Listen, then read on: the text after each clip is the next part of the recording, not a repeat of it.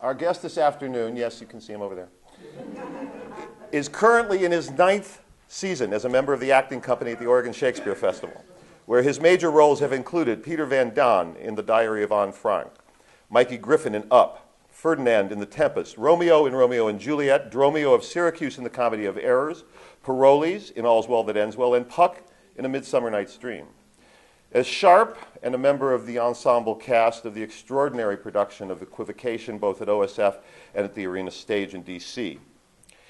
He has played Tom in Tennessee Williams' Glass Menagerie at Playmakers Repertory Theater in Chapel Hill, North Carolina, and Constantine in the world premiere of Libby Apple's Seagull at the Marin Theater Company. In addition to playing Wickham in Pride and Prejudice, Dumaine in Love's Labour's Lost, and Ravelli in Animal Crackers over the past 3 seasons, in Henry IV Part 1, Henry IV Part 2, and Henry V. He has given us a Prince Hal and a King Henry of remarkable depth, charm, and intelligence.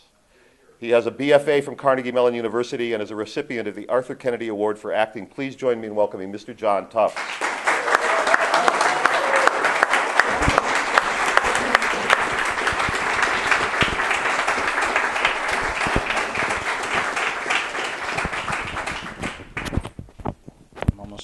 I know you are. So I want to just jump right into it. Yeah. You started acting in middle school, Mm-hmm. and I believe you did your first Shakespeare in 8th grade. Yeah. So I'd like to start by asking you to tell us what it was like when you realized acting fulfilled something personal for you at that young age. What it was that I realized? Well, what did you went through, sort of, what it was like to realize that when you were fairly young. Well, I grew up in Atlanta, and my whole family is from Atlanta, and has been in Atlanta for a very long time. Since before the Civil War, since about the 1720s, is when the Tufts moved from. Don't worry, I'm going to answer your question. I know.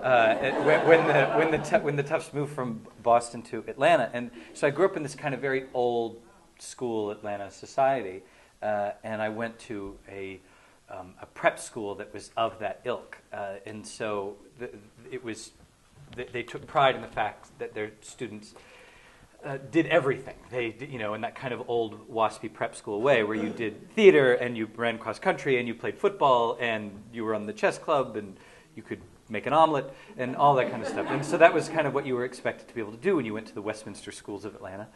And I loved it there, but I needed to figure out kind of where I fit in, as we all do in elementary school, middle school, and that kind of thing. And so I didn't want to play sports.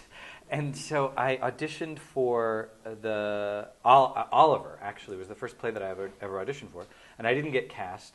And at the audition, the director, it was my singing audition, and there was the musical and there was the play. And so those are the 2 things you could be in. You could be in the musical of Oliver, or you could be in the play, The Best Christmas Pageant Ever. It's a real discrepancy in terms of literature quality there, but that's what it was. So I auditioned for Oliver, and I finished the singing audition, and the director says, "Why don't you audition for the play?" Meaning that I couldn't sing, and so I auditioned for The Best Christmas Pageant Ever, and I just did a post-matinee discussion. So those of you that were there, if there was anybody there, you heard me say this already.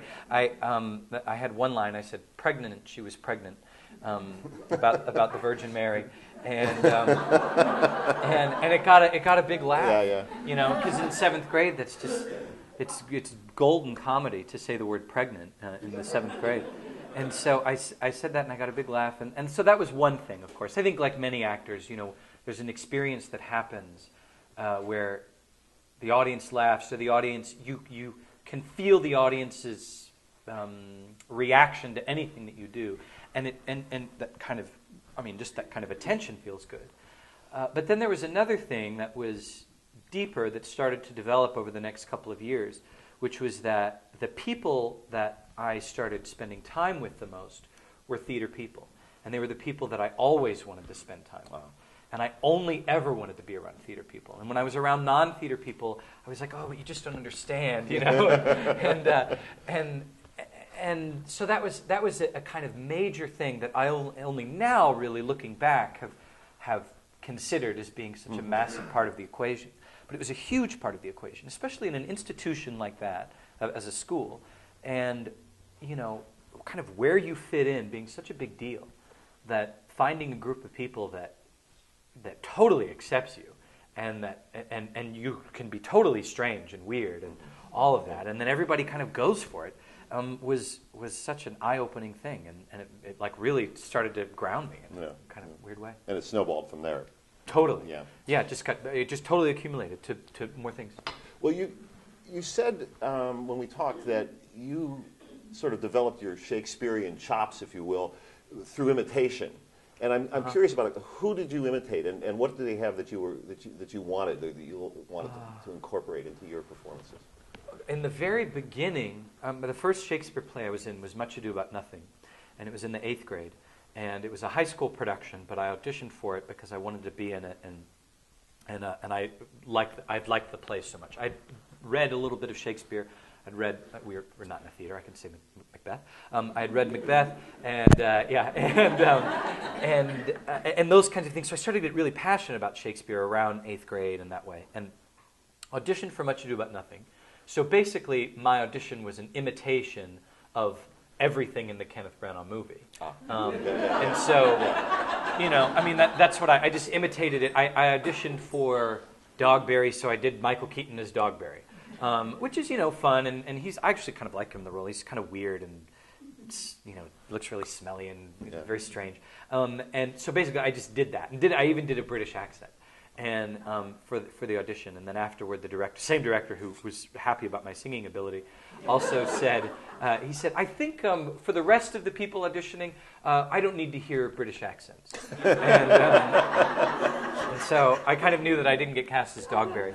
But strangely enough, I did get cast as the Watch, and it was so much fun because I was getting back to imitation and who else I imitated.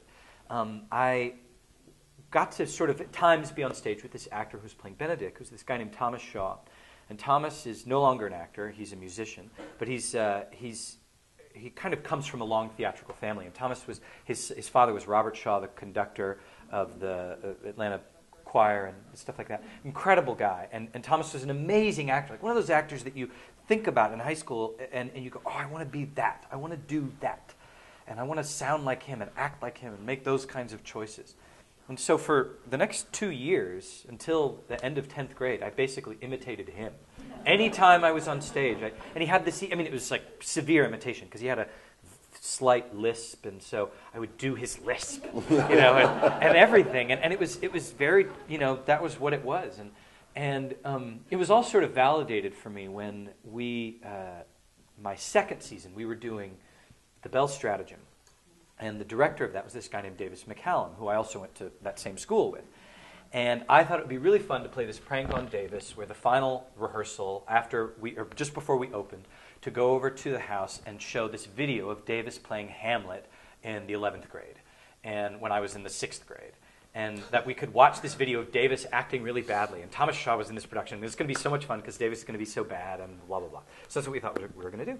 We put this VHS tape in, play it, and Davis is incredible as Hamlet in the 11th grade. Wow. And Thomas Shaw, the guy that I was imitating all the time, was doing Polonius, and he was incredible as Polonius.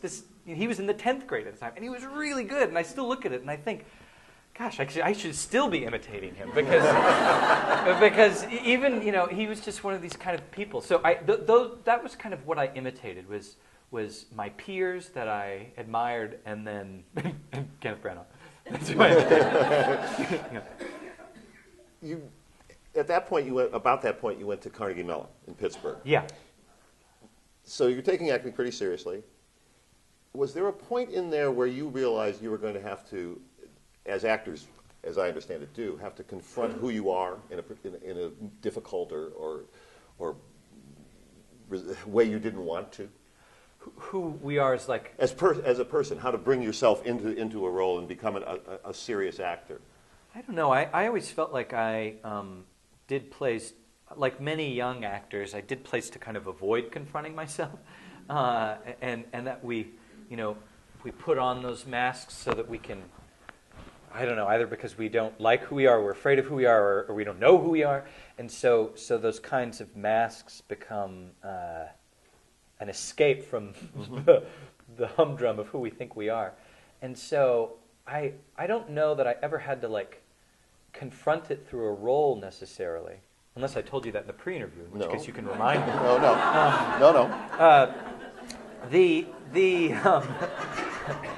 I don't think so. I mean, there were definite things that, you know, I always liked playing clowns and fools, and or that if they were serious things, they were like grandly serious, like Henry or something like that. And but playing things that were like, I'm not like those actors like TV and movie actors that you see a lot, where basically they're just doing themselves, or some version of themselves. And I've never felt like that, because I've never felt like that was worth showing. I never felt like that was very interesting. It's like the Peter Sellers school of acting. You know, he's always going to put on a funny walk and funny talk,